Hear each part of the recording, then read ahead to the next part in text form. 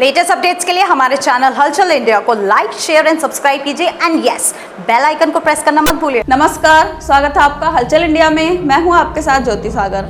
जनपद बुलंदशहर में अदिति रोजारा हॉस्पिटल के सामने सीवर लाइन डालने के बाद बनाई गई सड़क धंसी और उसमें एक ट्रक फंस गया। दरअसल बुलंदशहर में कुछ घंटों की बारिश के चलते सड़क धंसने में अदिति रोजारा हॉस्पिटल के सामने एक ट्रक फंस गया। सूचना मिलते ही traffic inspector Surya Kumar Singh media team के साथ मौके पर पहुंचे और क्रेन की मदद से काफी जद्दोजहद के बाद धंसा हुआ ट्रक बाहर निकलवाया।